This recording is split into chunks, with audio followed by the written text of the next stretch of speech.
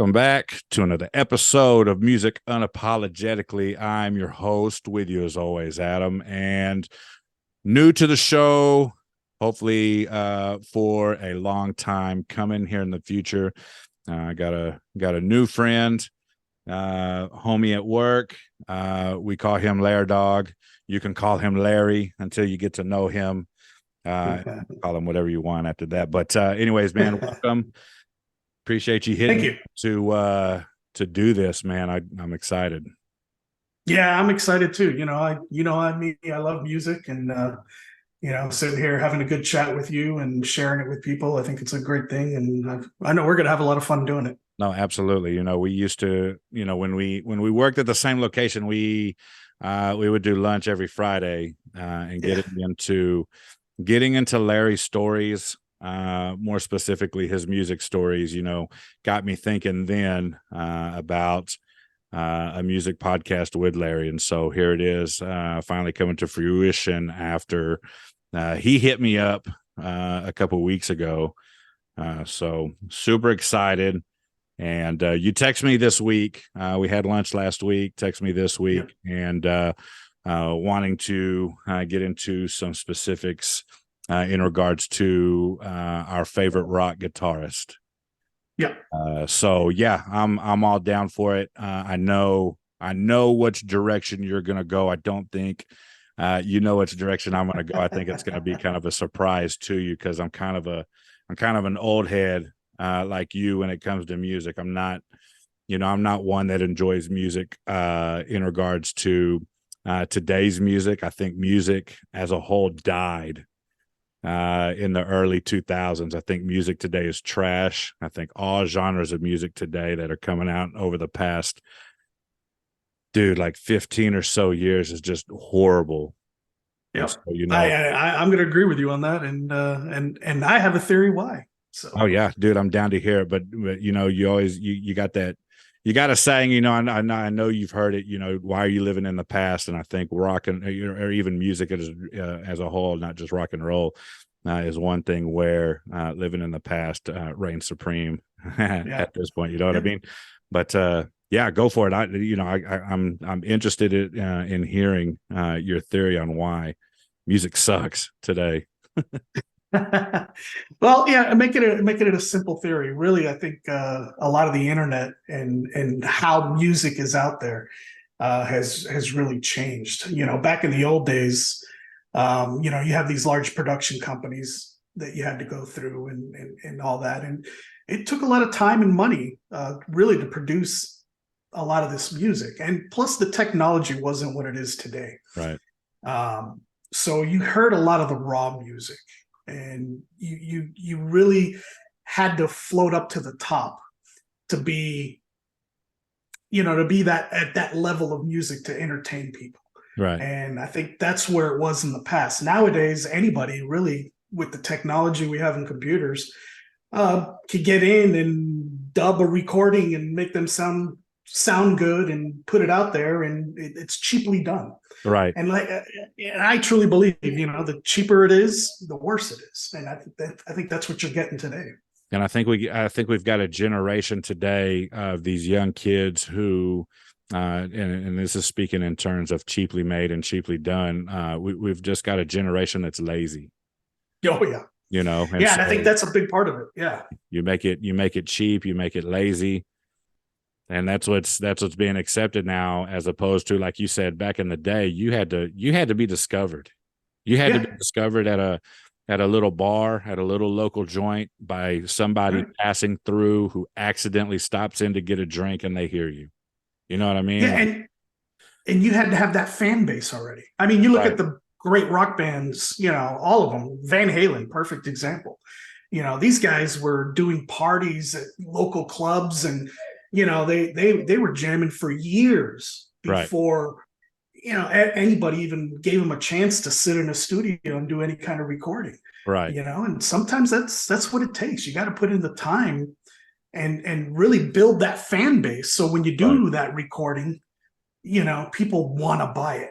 Right. They want to spend all the money to get it, not just buy the 50 cent or hear the free music on whatever nowadays. So I No, think for that's sure. where the quality has gone away. The first thing that came to mind when you said cheaply done, lazily done is SoundCloud. I think SoundCloud is Mhm. ruined music. Anybody can upload any kind of trash to SoundCloud and call it, a rap song or a rock song or whatever. Yeah. So yeah, SoundCloud. I think SoundCloud is definitely one of the biggest proponents of sucking the music. But Yeah. to your point, as far as like you've got to have that fan base. You got to be lucky. You got to be playing this club the night so and so walks in. I've got a buddy up in Seattle, and he said that's exactly how it was with those big grunge bands. You got Pearl Jam, Yeah. Alice in Chains, Nirvana, Soundgarden, Yeah. and he said they had big fan bases, and you could walk into any bar in Seattle in the late '80s, early '90s, and Mhm. probably catch one of those bands playing there. And then you go there the next night, and then the next one's going to be in there. So yeah, but it just sucks today that music is so watered down because of the technology. The technology is great. The technology is Right. amazing today. Right. If you use it, the way it is. But I mean, the thing is, it's so easy to put stuff out there Right. nowadays. Nobody goes to these live shows. To me, that's where the music really is Right. going to these live shows. And that my recommendation for people listening out there, one of the best things you could do is if you're a big music fan, is hit these local clubs, Yeah. go to these downtown venues that have live music and support your local people that are Right. out there doing the work. They're not just sitting at in their house on a computer putting notes together and calling it music. These guys Right. are doing the work. They're up there Absolutely. on stage and they're building that fan base. There's some of them out there, but without the support of the people going to see them, it's a losing battle. They're going away quite quickly. We live an hour away from Mm-hmm. the nation's biggest, best live music city in the world. I said Yeah. nations, but in the world, like I can't envision a better city. I hate Austin. I hate everything Mm-hmm. about Austin, with the exception of, dude, you can go find a diamond in the rough in Austin at Yeah. any one of those local joints. Yeah. I'll tell you a story. I went. This is years ago, man. I can't even tell you how long ago it is. But I bought tickets to a Dave Matthews concert in Austin, and it was set for, I want to say, a Tuesday night. It was at the outdoor venue. Uh, it rained and thundered all day that day, so they canceled it till the next day. No big Wow. deal. I want to say Wyclef was going to open for him that day. I'm not 100% sure. Don't fact check me on that because I'm probably wrong. But anyways, whoever was Mm-hmm. opening for Dave Matthews Band on Tuesday night had prior engagements on Wednesday because that was supposed to be their off day to travel, Right. whatever. To go to So the next venue. Yeah. yeah, so they stayed in town Wednesday, and all day Wednesday leading up to the show that night, I guess they were having auditions for local bands to come and open for them. And they ended up picking a band called the Bright Light Social Hour, Mm. local Austin band, and they absolutely killed it. I have them on a couple of my playlists still Right. today. So it's just a matter of getting out there and finding that diamond in the rough type of thing. Exactly. You're not going to have a hard time in Austin. So you ever go to Yeah. Austin, just check out a local venue. I don't care if you know who's playing or not. Stop in and give it a listen. You might be listening to the next, Nirvana or Led Zeppelin or whatever. No, and let me tell you too, the other great thing about Austin is there's a lot of retired old musicians, that every once in a while they'll walk into a club and do a show. Yeah. And and that's a great thing. I tell you a story. I mean, I was I'm friends with some of these musicians. One of them being Paula Nelson, Willie Nelson's daughter. She has a band, the Paula Nelson Band, and she hits a lot of those local clubs there in Austin area. And Right. one night they're sitting there playing, and pops in Jimmy Vaughn. Oh, You nice. know, yeah, he gets up there and plays guitar with them and everything. And I mean, if you're not hitting out getting into these clubs, every once in a while, you miss these kind of things. Right. And not only these local guys trying to make it, but you got some of these older, established musicians that love to go out and do the small little scenes and have fun with the people and the crowds and put Right. on a great show. Yeah. You know? Yeah. It's the South by Southwest. Oh That's yeah, that's that's a big one. that's when you really want to go to like hit these little hole in the wall joints up because I had a buddy tell me one time he went to one at South by Southwest, and Justin Timberlake walked in and played a show, Yeah, and they had yeah, no idea that it was yeah, going to be him. You know what I mean? So you never know what you're going to get. But uh, yeah, music today it just sucks. And just lazy heads, man. I can't yeah. do it. I can't do it. I And can't do it in like any part of life. yeah, But especially since you and I are big like music heads and music fans, music snobs or whatever, I don't yeah, want the lazy trickling into the music, but it has, and it's just absolutely killed it. And music has been trash for 15 plus years. So, yeah. anyways, we'll get into what we were going to talk to greatest rock guitarist. Uh, Absolutely. now you said before we started recording, there's a big difference in best rock guitarist and best what overall guitarist ever. Absolutely. Yeah, get Well, into that. yeah, you look at guitarists. I mean, first of all, you got your blues, you got your classical, I mean, there's a million great guitarists. Mhm. When I look at, you got to separate them by genre, here. Right. Um, and if you're looking at the blues, BB King comes to Right. mind. You got a lot of these great, blues guitarists, even Billy Gibbons from ZZ Top, one of the greatest blues guitarists, Right. But then when you listen into the rock, and I think a lot of people group in some of these guys into the rock era, but you've got these great rock guitarists. And I start off, Jimi Hendrix really kicked it off, really that heavy metal, you know, style of rock guitar. I Right. mean, he was one of the firsts that a lot of people emulated. And then you had in the early 70s, mid 70s, you had your Randy Rhoads, your Eddie Van Halen, that you go to a show live, and that's where you could tell the real guitarist. I'm Right. not talking about somebody hiding behind a studio and doing different Edited. frets, put them all together. Yeah, no, these guys hitting these solos live. Funny you You know, say that because when I am listing my top guitarist, my favorite, Adam's mhm. personal favorite guitarist, it was a live album being the reason I have my number one rock guitarist is based on this live album, and probably one other one, probably in the top 10, probably 6 or 7 ish. Uh, Mhm. but it was, and I'll just go ahead and say it. It's live at Fillmore East, the Allman Brothers. You Oh will never, yes, ever, ever convince me there's a better guitarist out there than Dwayne Allman. absolutely not. Not Dwayne I'm Allman. going to agree with you there.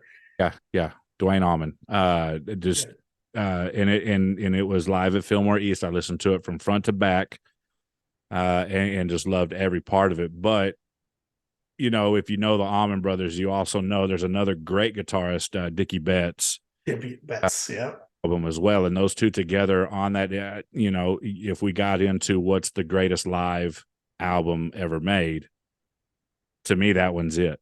I think yeah, it's flawless start. I think it is, you speak of a perfect album where you have, uh, you start play on track number one and you don't skip anything. I think that album is number one. So Dwayne Allman to me will always be number one. There's no convincing me otherwise.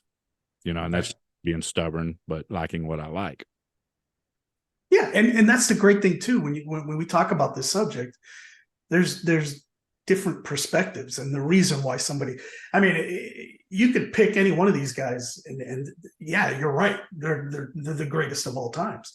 You know, me personally, you know, to me, my top guitarist, the reason I started playing guitar was Randy Rhoads. Not a lot of people know of Randy Rhoads, you know, and what he accomplished. And unfortunately, he had such a short time. He died at a very early age. In 82 is when, you know, his death, March in 82. But before then, you listen to a lot of the Quiet Riot before, you know, in the early 70s. You know, there's a few albums out there of Quiet Riot, if you could find it, and it's worth a bunch now, that Randy Rhoads was on. And you listen to some of these albums with Randy Rhoads and Quiet Riot. I mean, the guitar part of it is just amazing. I mean, one of the greatest guitarists, especially in a live show. Right. You know, and personally too, I mean, and the reason I say it's kind of like a personal thing is Randy Rhoads was the first guy that taught me basic chords on a guitar. Really? You know, I was a kid in the 70s. My grandfather bought me my first guitar, Greenwich guitar, electric guitar, and the music store in Southern California where he bought it from, you know, happened to be Randy Rhoads' parents' music store that they owned for years. And part of the deal was buying the guitar. I got a free guitar lesson. Well, the guy giving me the guitar lesson was none other than Randy Rhoads. You know, so I'm kind of biased in picking him as my greatest guy because, you know, because of that memory. But so by far, so no, go ahead. truth be told, when I said I had an idea of what direction you were going to go, that's completely wrong. 100% complete. I thought it was going to be Van Halen. Yeah. In there. Well, but I know he's in your tops. Yeah. Yeah. He would be my number 2, Eddie Van Halen. And I got to meet him one time backstage. Great guy. 1984 concert in Miami. Yeah. And you know, I got a funny story with David Lee Roth on that one too. But we're talking about Eddie. Yeah. So here's when I make a list, if I'm making a top list, now correct me if I'm wrong, you might do the same thing. You might not. But if I'm going to make a list of, let's say, top guitarist, my favorite guitarist, I have to be able to enjoy their music. Right. I have to like their music. I won't put Angus on my list. I cannot stand AC/DC. I will. In regards to one of your favorites, Van Halen, I don't like Van Halen's music. And I've got a story for that on why I don't. He's probably very, very good. You know what I'm saying? But he won't go on any of my lists because I don't listen to Van Halen. I won't listen to Van Halen. When I was a junior in high school, football season just ended. Reagan High School, I went to Churchill. Reagan High School was opening up not too far from Churchill. And the football coach that I had the previous 3 years, freshman, sophomore, and junior year, was leaving Churchill to go be the head coach and athletic director at Reagan High School. Okay. So second semester of my junior year, we're now in the off season. We're now in the working out, weightlifting, conditioning programs and all that stuff. We get these new coaches in from New Braunfels Canyon. And we go through this 2-week workout. They called it boot camp. It was trash. And this was right around the time nu metal was starting to become real big with Korn and Limp Bizkit and Slipknot and Disturbed and Godsmack and all those bands. So all those bands are starting to get real big. You know, you have the dying of grunge.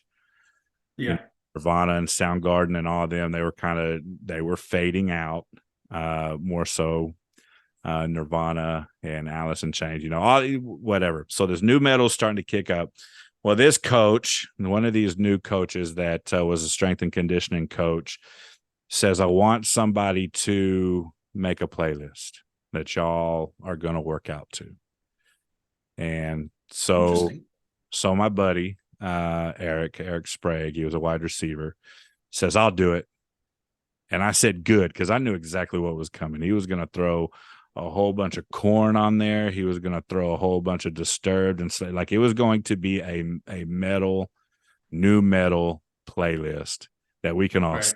song to while we're working out. Right. So he brings that CD in day one, puts it in. We get through this workout. We enjoyed it. And the first thing that stupid coach said was, that music was trash. Take this CD back. I will bring in a CD for us to work out to tomorrow.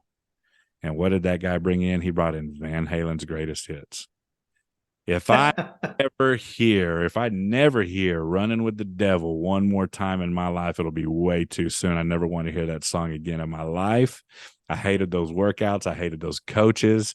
And I don't want the nostalgia that Running with the Devil or any Van Halen's going to bring in regards to second semester, junior year, football, off-season workouts. You know what I mean? So that's why Van Halen will go nowhere near, my top 5 or whatever, top 10, whatever we do. But, Yeah. I've got a story with it. At least I've got a Yeah. good reason why. Hey, and you know what? That happens. You had a you know, negative effect with their music, and it affects it. no, But and I come to think of it today, I wonder how much I would hate Korn and Slipknot and all those bands if I got to go the whole 2 weeks during those stupid workouts listening to that, and could then have changed it. so who knows? Maybe if he never brought in Van Halen, I'd be a Van Halen fan today, and I'd hate Korn and all the other ones. So, Yeah. whatever. Well, even with that though, you've got to recognize, the advancement in what Eddie Van Halen brought No, to absolutely. the music world. You There's know, there's a big difference in not liking the music and respecting the music. absolutely. I respect the talent. I respect that he is widely considered one of the best. Absolutely. My little minute opinion on Eddie Van Halen doesn't matter in regards to the millions and millions and millions and millions of fans that he does have. So I definitely respect the talent. I just don't like it. Yeah, yeah. And one thing that gets not recognized with Eddie Van Halen is, his brother Alex on the drums. These two guys played since they were kids. They come from a music family. And part of what made Eddie what he is today is the backup on the drums with his brother. Mm-hmm. These guys were so synced together. They didn't need a mixing unit. When you heard them live, they didn't need a mixer to get the timing right and all that, like guys need to do today. These guys would play live together and they were so in tune with each other. It was like the same guy doing the drums and the guitar at the same time. And I bring that up to talk about Eddie and Valerie Bertinelli's son, Wolfgang Van Halen. Uh-huh. He's got a band now called Mammoth. Incredible. They just came out with a new album. I was listening to the album just before getting on with you. Amazing musician. Wolfgang actually does all the instruments, the production, the mixing, everything on the album. Yeah. There's something And there's something about a musician who, when they create an album and they are playing the guitar, playing the bass, playing the drums, playing the keyboard, they wrote the music, they're singing the music, they're producing they're directing everything. There's something to be said about that kind of talent. yeah. And you and I spoke last week about Beck. Oh yeah. The 1 year that he beat Beyonce out in album of the year. Okay, Mm-hmm. you throw these two albums up together and you ask anybody on the street who's going to win album of the year, who are they going to point to? They're going to point to Beyonce. Mm-hmm. And they're going to point to Beyonce because Beyonce's a bigger name. She's out there a whole lot more now, unless you're like a rock fan from the 90s and you got you're thinking about old Beck, you know, Right. Loser to Devil's Haircut and all that goofy stuff. Yeah, Beyonce probably wins there. But once you start getting into a more mature Beck, who again wrote the music, sang the music, played all the instruments, produced it, directed it, did everything on this album, Beyonce doesn't stand any kind of a chance No. in regards to a musician who does that. And not just Beck. I'm talking about any musician who does that. Yeah, and that's very rare, and that's what impresses me the most about Wolfgang. And yeah, a lot of people say, well, it's in the DNA.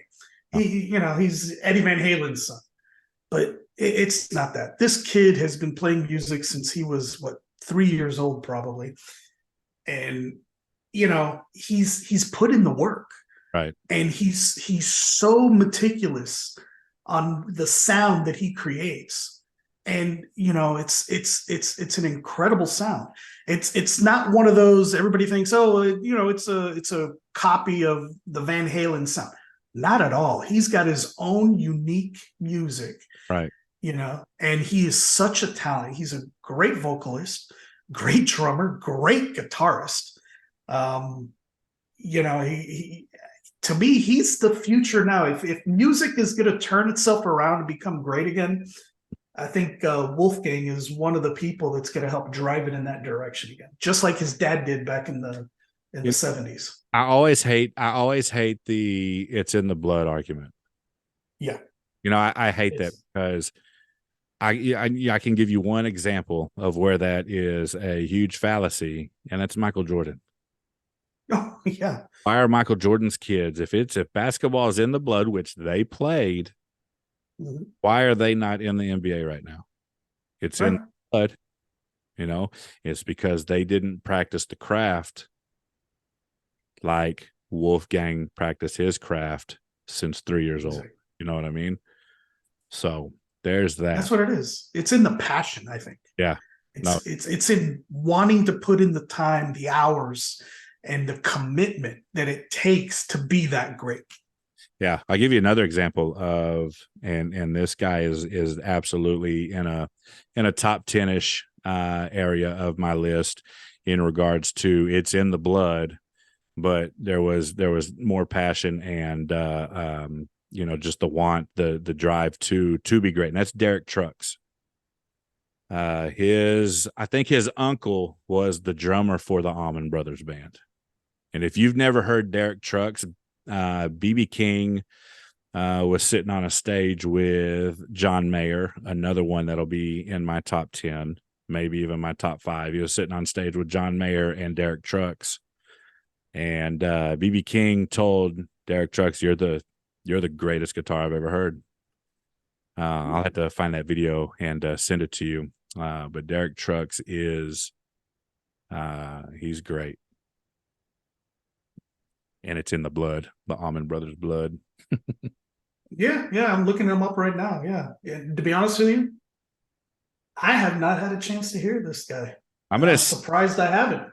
Once we get done recording, I'm going to send you a YouTube video of what really drew me in. They're called the Tedeschi Trucks Band, I think is what they're called. But I'll send you what kind of brought me into checking him out. And then I've done a couple of episodes with another guy who a big fan, and kind of got me going down the Derek Trucks rabbit hole.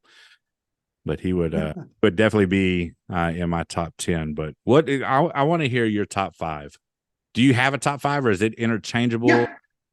Is it cemented? It's mostly cemented, and it's basically the performances that I went to and I heard. So it's obviously, I always tell everybody that it's a personal choice, and I really believe that when you look at these great guitarists, it's a personal choice. Right. Now, I already told you, Randy Rhoads is my number 1. Eddie Van Halen's my number 2. Okay. And number 3, I really got to go with Jimmy Vaughn and his brother. I put them both together. Stevie Ray Vaughan. Right. um, List without in guitars, I think is not valid. which is what? Any list with without Stevie Ray Vaughan Oh, yeah, near the top is invalid. yeah, I agree with you there. And then believe it or not, number four is Billy Gibbons. I Oh, love listening to him on the guitar, okay. and then my top rounding up my number five is Carlos Santana. Okay. Yeah. I think he the same thing with him. If he's not anywhere near the top, it's invalid. And back to Stevie Ray. Mhm. If you list Jimi Hendrix in your top and you don't list Stevie Ray in your top, you're not Yeah, listening correctly, because to me, Stevie Ray Vaughan is a cleaner, smoother Jimi Hendrix. yeah, That's just my opinion. When you listen to them side by side, they sound alike.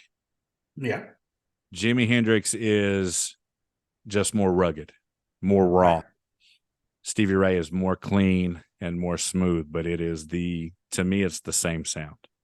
Yeah, And so when I'm making a list in regards to top guitarist, there you put the two brothers together. I'm putting Jimmy and Stevie together. together. Yeah, A and a B. If I've got them at yeah, four, it's a 4A, a 4B. yeah, Because they're just pretty much the same. But I'm the same way. I got Dwayne Allman number one. I've got Mhm. Jimmy Page number two. As commercial as that is, Led Zeppelin,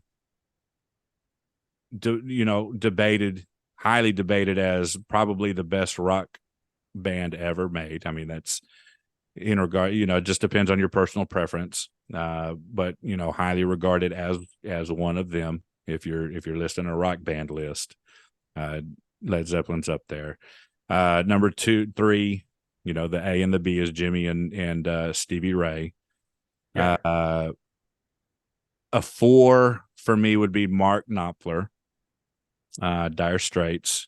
Dire Straits. Yeah, And then number five, I always have a hard time because I want to put Dickie Betts there. I want to put Warren Haynes there. I want to put John Mayer there. But just for the sake of this episode and rock guitarist, I won't put John Mayer there because he's more yeah, bluesy, yeah. more blues, more rock pop, whatever. And so I'm going to take a completely different approach here in regards to the bands that you have named and I have named. And I'm going to go Dimebag Darrell Oh, there you go. Yes. era, a completely different kind of rock than the classic rock that we have talked about so far. But you listen to Pantera and you're getting wild guitar play, I think. Wow. Well, that's a good choice.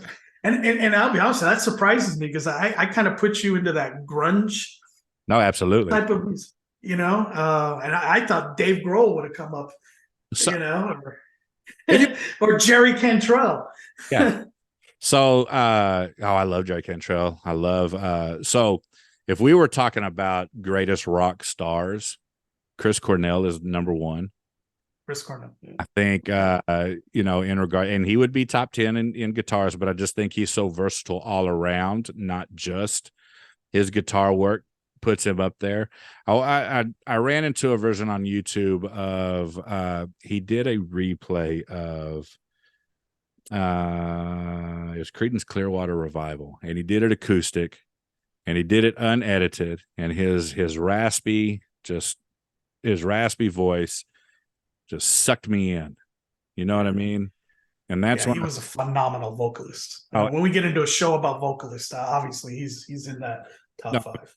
yeah, absolutely. And Audio Slave is by far one of my favorite, maybe top one or two favorite bands ever. It just sucks that he hooked up with Tom Morello, who in his own right is another great guitarist, but he's just an idiot.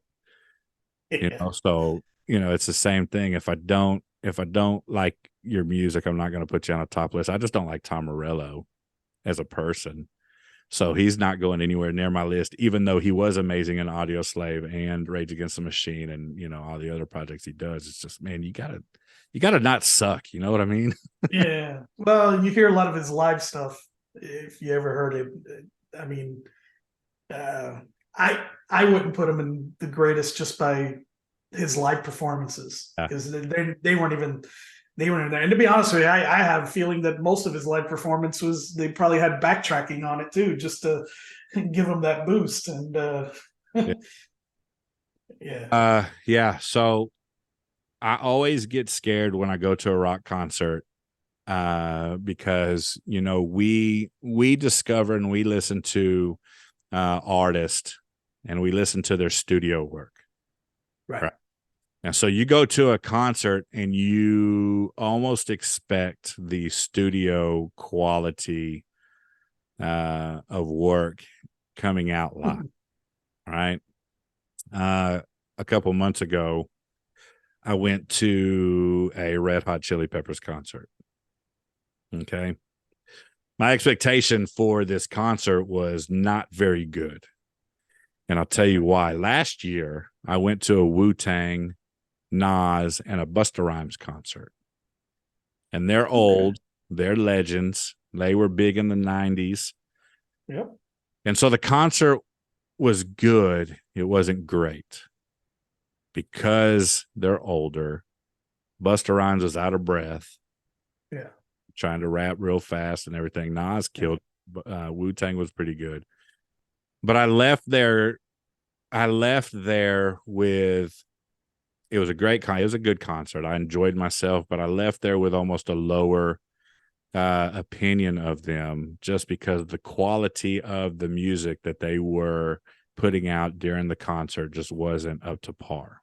Okay. So now fast forward to a couple of months ago when I went to this Red Hot Chili Peppers concert.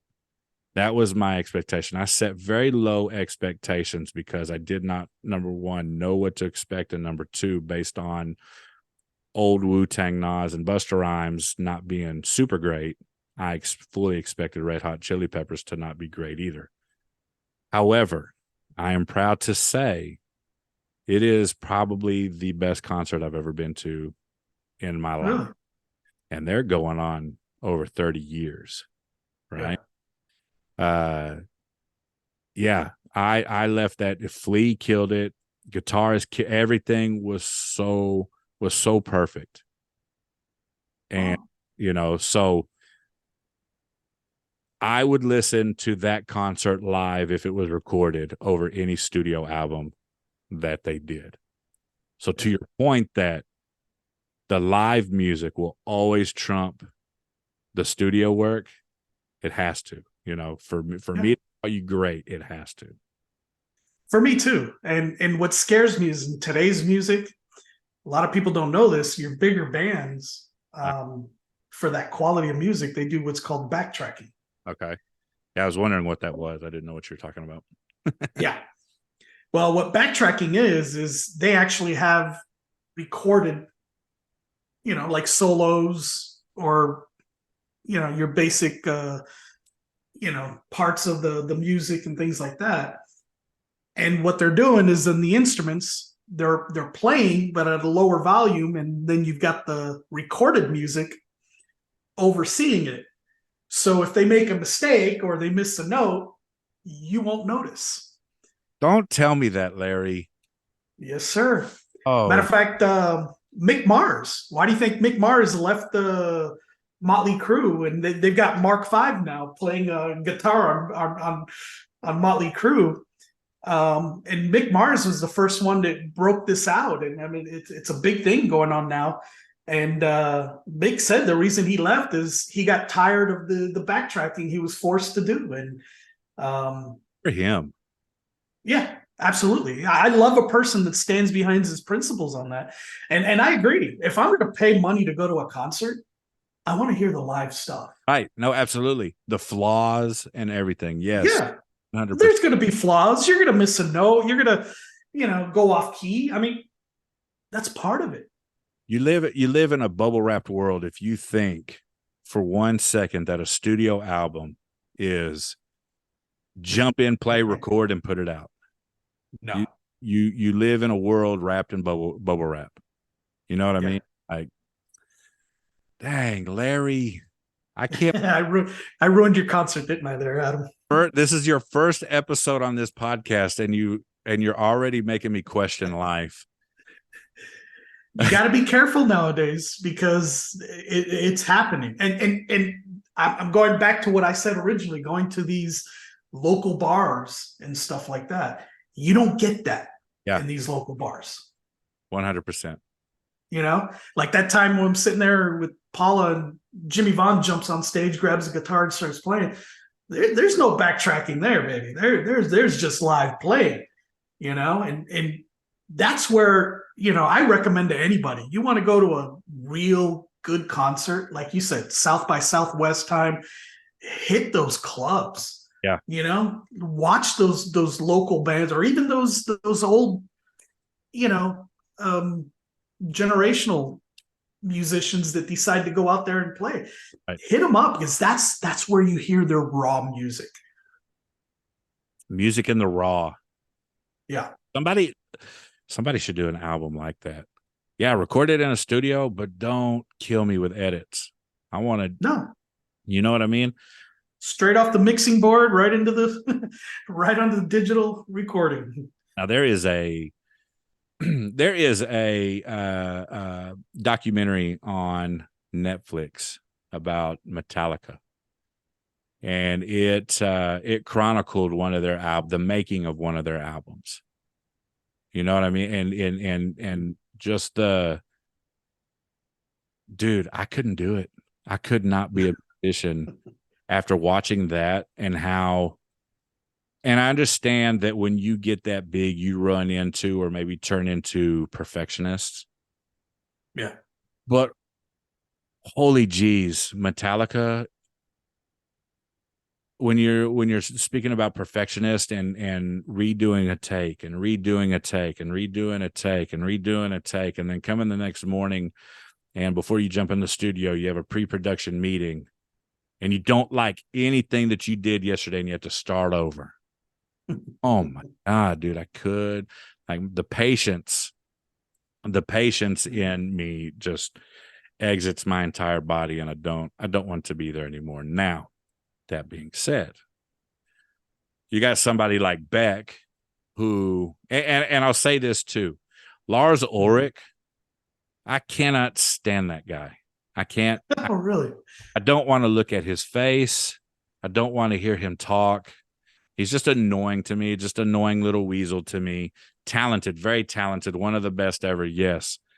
But he made me so mad there in that documentary that I can't do it with him. Now, you put me in a booth, and that same thing happens with Beck, right? Yeah. In regards to this album that he did all the work for. I can probably watch that because Beck doesn't come off as an obnoxious a-hole like Lars Ulrich does. Yeah. James Hetfield does, you know, or whatever. He's gonna fight. I feel like he's gonna fight with himself internally, right? Instead of having these head-butting confrontations between James Hetfield and Lars Ulrich, and now, you know, they're angry at each other. Now they're jumping in a studio to get something right that probably wasn't wrong in the first place. You know, and unless you're the perfectionist and you know actually what's going on and exactly what they're talking about. Because at the time when they're saying, "Hey, we need to do," I'm going, "Dude, what is that?" You know, so, you know, because I don't have a musical bone in my body, but I'm still a snob about music, which is kind of weird to some. Whatever, to each their own. But I'll be honest with you. My position on that is if as somebody that has written music and done this, I know a lot of songwriters that if you don't hate what you're doing and dislike it, to me, it's not a musician. right, And everyone that I've known that goes through the trouble to write a complete song and sit through it and do everything, write every note, every lyric, everything. They doubt every part of that song Yeah. all the way through. And, you know, to me, I'm the same way. Everything I do, I'm always like, that doesn't sound right. No, I'm missing this. So I got to change this. I got to, you know, and if you're not like that kind of songwriter, you're to me, you're not a great Okay. songwriter. You know, and that perfection has to go in there, Yeah. you know? So when I hear like you got people fighting, that's because they don't like their own sound. They don't like what they're doing. And they're looking for that, you know, for somebody to tell them, hey, you know, that's great. Let's keep this. Let's do this, because they're doubting their skill set and their knowledge every step of the way. Yeah. You know? So that makes sense. That puts this documentary a little more in perspective. You know what I mean? Where it made me mad that they were arguing and arguing, arguing. So that is what you're telling me is that's normal. Oh, that is so normal.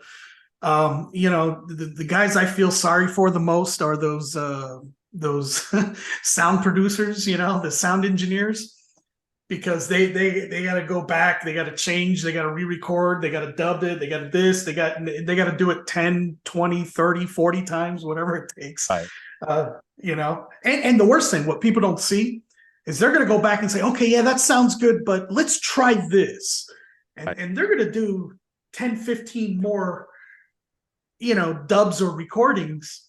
And then the first one probably was the one that they go with. And that sound engineer is going, why don't we just stick with the first one the first time? Why do we have to go through this? Exactly. See, that's how I would be. Why, like, if it's not broke, don't fix it. We're trying to correct something that wasn't wrong, you know, in the first, you know. So these musicians, what you're telling me, and this is what I'm hearing, is they are super head cases during a live performance. Oh, yes. Or during a live.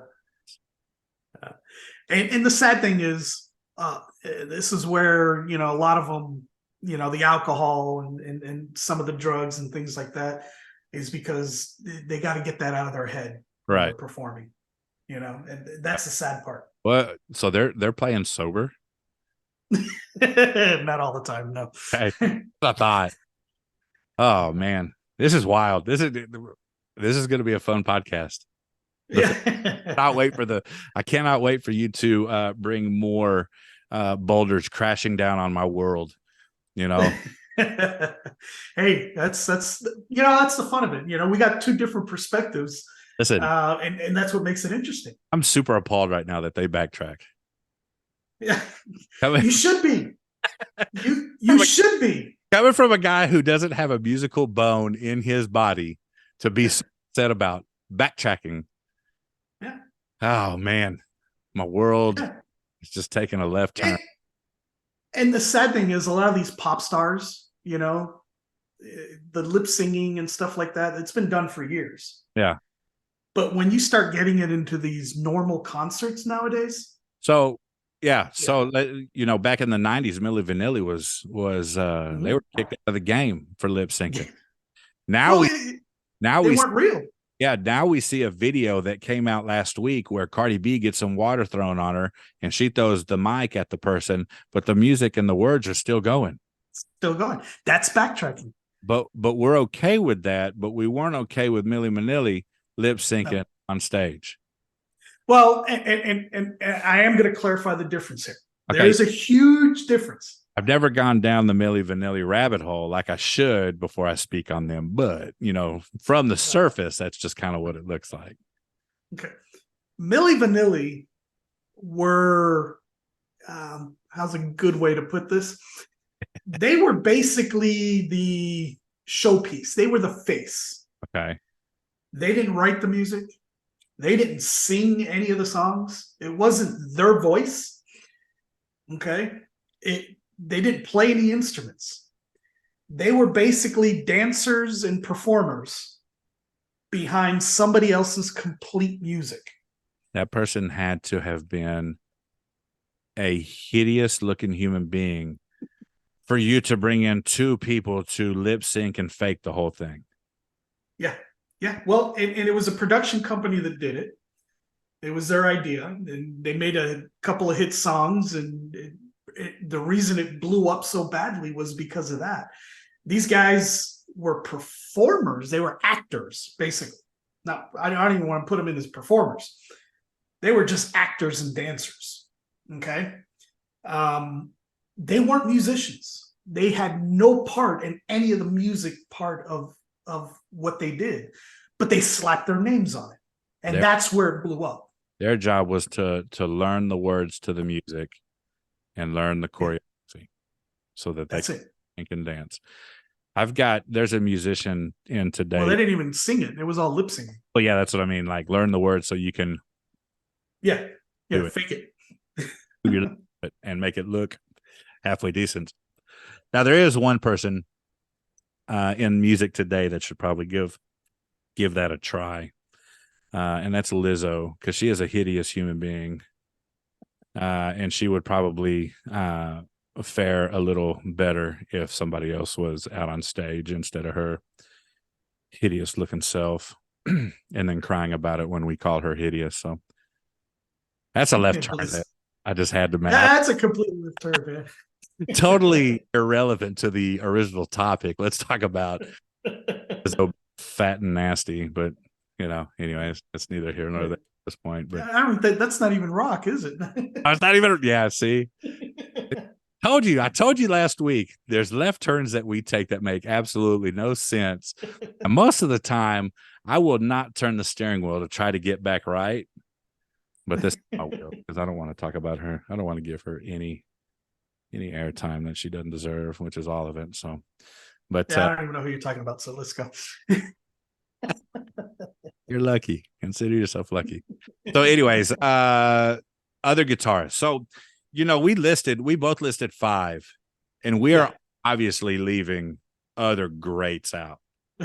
Yes. No, and that's the sad part to making a list like this. You know what I mean? You're going to leave people out, right? Yeah. Slash, great guitarist. Very good. Yes. Billy Gilmore, or not Billy Gilmore, David Gilmore, Pink Floyd. David Gilmore. Yeah, David Gilmore, Pink Floyd.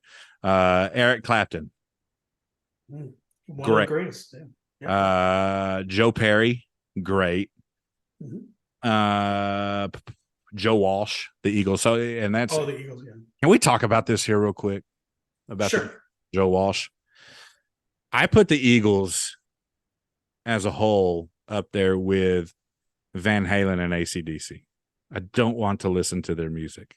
I think they wrote one of the most overrated, overplayed songs ever to hit the airwaves. Hotel California. I cannot stand it. I hate that song. I will always hate it. I will always skip it. And I understand a lot of that was Joe Walsh. But I'll say this. When Joe Walsh went solo, I'm listening. which is weird to me. Joe, and the same thing with who's the Beatle that did Band on the Run?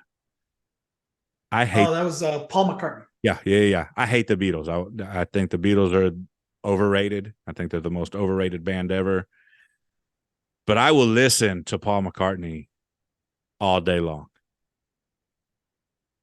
Interesting. Which is weird. That's a weird music take. Yeah. Is that normal? Do you have bands like that you'll listen to the solo but not the whole? Yeah, I do. But again, I recognize now going to the Eagles. You look at each one of them. I mean, you talk about Joe Walsh, but Don Henley, Glenn Frey, Don Fiedler, every one of them themselves, was an established solo artist that had top 10 hits. Wait a minute. So, Before or after the Eagles? well, you got to Or remember the Eagles was created.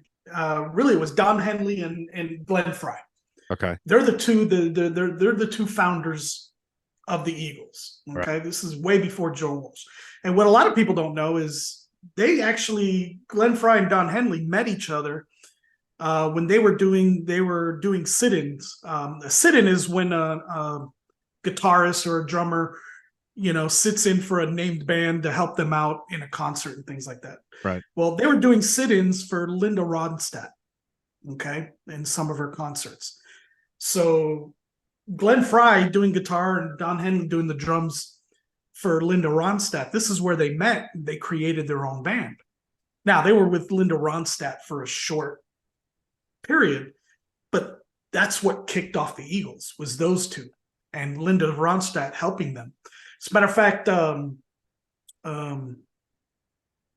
what's that song? El Dorado was a song written by Linda Ronstadt. She actually recorded it and put it on one of her albums, and they did also.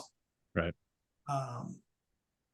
So, I mean, and you look at that now. Joe Walsh himself is a phenomenal musician, Mm-hmm. phenomenal guitarist. And you get that much talent together. And going now to the Beatles, same thing. Each individual was such a talent separately that you may not have liked them as a band together, but that's because you get all that to me, you get all that talent together. It's like, you're who upset, who's making the decisions, and who's putting it together. But with that many musicians all together, obviously there's going to be a clash. It's going to affect their sound, especially as they grow later on, Right. Into the years. That clash is just going to get worse and worse and worse, and it's going to change the sound of the band. Right. That's exactly what happened to me. I think what happened to the Beatles and what happened to the Eagles. But you hear a lot of their earlier music when they were growing up together as musicians. Dude, it's phenomenal, in my opinion. I mean, especially those two bands, the early years of those two bands is just, it's just what music. I mean, it inspired thousands more great talents behind it because of it. Now, I think, speaking of super talents and who's going to take the back seat, who's going to make the decisions, I think the 90s grunge bands did it the best when they were forming, for lack of a better term, super bands. And when you're talking about 90s grunge, you're talking about Soundgarden, Alice in Chains, Nirvana, and Pearl Jam. Those are the big four, right?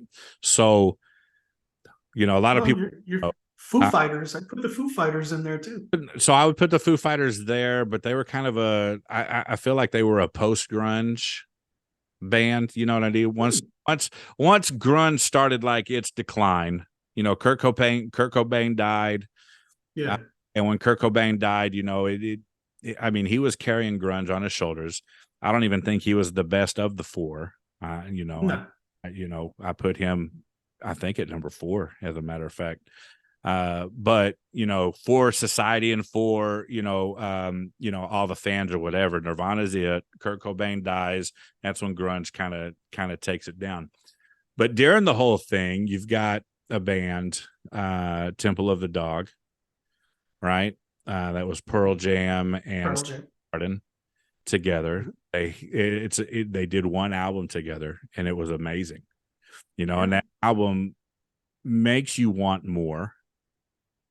I would love to have had a second Temple of the Dog album with Eddie Vedder and Chris Cornell. Tell you. They harmonized so perfectly. They complemented each other. Mm-hmm. But I wonder if the mindset is we're only going to do this one album because we're not, let me put my Pearl Jam hat on, my Eddie Vedder hat on. I'm not taking a back seat to Chris Cornell. Right. Or an extended period of time. Okay. Then you've got another band. You got Mad Season, which is Alice in Chains and Pearl Jam without better. It was Mike McCready on the guitars. They had an album and it was amazing, and you want more, but Lane Staley's not going to take a back seat to McCready. And so we're not going to do anymore. So we're going to do Perfection here and we're going to leave it. You know, I think they had the recipe to perfection. Because then you look at a band like Audioslave, right? Mm-hmm. You've got Chris Cornell from Soundgarden, and now you take the band from Rage Against the Machine. Yeah. They put out 3 amazing albums. Mm-hmm. Front to back, all 3 of them great, but they hated each other. Yeah. Right? We're an established band with Rage Against the Machine. You're an established musician all over the place. You know, we're already established, but we hate each other because Chris Cornell's in the limelight and we aren't, or Tom Morella's in the limelight and you know, and it sucked because even though I agree, or I say those 3 albums that they put out were amazing, I bet top dollar that if they actually got along, they would have been even better. You know what I mean? Does that make sense? Yeah, it makes sense. It's documented that they did not get along. And that's one reason I don't like Tom Morello. He's got that stupid radio show on Sirius XM. He has said talks crap about a lot of people. Oh, Chris Cornell being one of them. Yeah. He said some negative things about Chris Cornell, and it just makes you think, man, as good as these 3 albums were, how good could they have been? You know, and might have gotten a taste of that because it came out not long after he passed away, Chris Cornell, that they were in talks for a few more albums. And you know what I mean? So that's the other thing. They never did any real live performances. Right. And they were talking about a tour, which is so upsetting that we didn't get to see that. You know what I mean? See, I would be interested in the live version of that. Yeah. To see how they could, work together and produce those sounds live and entertain people. I got a buddy out in California named Sergio, and he is diehard Rage Against the Machine. Mm-hmm. I would love to get him on, even for 5 or 10 minutes, just to talk about the difference between Rage Against the Machine in studio and live, the similarities, the differences. I would love to just hear him talk about that. And we may have to do that. I'll have to give him a call, but I don't know. I like Rage Against the Machine. I like their studio albums. I like Tom Morello's guitar work. And I can't fix my brain to think that they can replicate that or make it better live. You know what I mean? Like some sounds might just be better recorded and edited or whatever. But then again, I don't want to go to a concert and experience the backtracking too. I want to be able to hear the flaws and everything. So that's one of those bands like, man, I don't know if I would buy a ticket just because I don't want to not be a fan anymore, because I'm irrational like that. Yeah, and I agree with you. And to be honest, I've never been to a Rage Against the Machine concert, so I couldn't tell you. I mean, album wise, yeah, but I'll be honest with you, I'm not a big fan of a lot of albums because I know how it's produced, I know how it's made, and it's one of those things that I think that it doesn't take. I mean, it takes talent, but if you have the right producer and sound engineer, you can make anything sound great. Yeah. I'd be interested on those albums to know who the producer was. Yeah. Because that's where the talent may come from. Yeah. not really the band. I mean, in perfect example, look at Def Leppard. Look at their success, you know, and their two biggest albums, you know, that made all their success. It's Mutt Lange. Look what Mutt Lange has produced for other musicians, Mm-hmm. you know, that have come out of there. Same thing with Quincy Jones. He's another producer that, you know, you look at these big, even Van Halen, you know, but you look at Motley Crue, you look at Michael Jackson and all these, you know, albums that were top hits, you know, Quincy Jones was behind that, you know. So sometimes, and that's why too, when I look at as far as musician talent, I tend to go by what I've seen, what I've heard live, you know, because that's really showcasing the talent of the musicians. Yeah. Albums, when you get to these great albums that have all these great songs, sometimes you got to look at the producer, you know, that might be the magic behind that great album. That's a completely different perspective. And I'm glad you said that, because man, to think that there is a band out there that is highly successful, but the talent of that band is actually behind the scenes. It's not the actual guitar player, the bass player, the singer, you know, whatever. It's the ghostwriter. It's the one on the soundboard, the sound engineer, you know, playing with the knobs and making them sound better. Now, you know, a perfect example of that is T-Pain. You ever heard of T-Pain? Yeah, he's one of the greatest. T-Pain without the what do they call it when they change the voice up? The auto-tune. Auto-tune, yeah. Take him off auto-tune and he's trash. Have you heard that before? It's horrible. Yeah. Oh yeah, you hear a lot of it. But you put the auto-tune on him and he sounds decent. He sounds good. T-Pain's great. And I'll be honest with you, that's with anybody. I mean, and you got to understand, when you do a lot of studio stuff, it's going to have some kind of auto-tuning in there. It's part of the programming and what they produce. I mean, I could give you a recording of myself, you know, off the wall, you know, on this kind of a mic, and then let you listen to an actual, you know, sound recording of my same voice, and people say, oh, that's two different people. You know, it makes that much of a difference. And you would hear that in a lot of vocalists, especially. I'm going to take that in consideration now when I listen to music, with the exception of Chris Cornell. I want to keep my opinion of him that he's the talent, and nobody is making him better. It's just him. Yeah, and I'm gonna tell you. Listen, I've heard a lot of Chris Cornell. I've heard him live. I've heard a lot of stuff from him, and he is a talent. So you won't be disappointed listening to him live. But, because even if that wasn't the case, it was going to be the case in my own little world. Just because to me, he's the GOAT. You know, he's just so versatile in everything. So. He's a great musician. That's definitely another conversation for another time. But dude, we're sitting at like an hour and 7 minutes right now. So time flies. Yeah, we had planned to go 45 minutes to an hour, and man, I could do this all day. I love recording. I love talking about music. Now that you're on here, and you know, the conversationalist that you are, I think this is going to be pretty fun to get in and record a couple times a month, and let the people listen to our opinions. Or as I like to call my opinions, facts.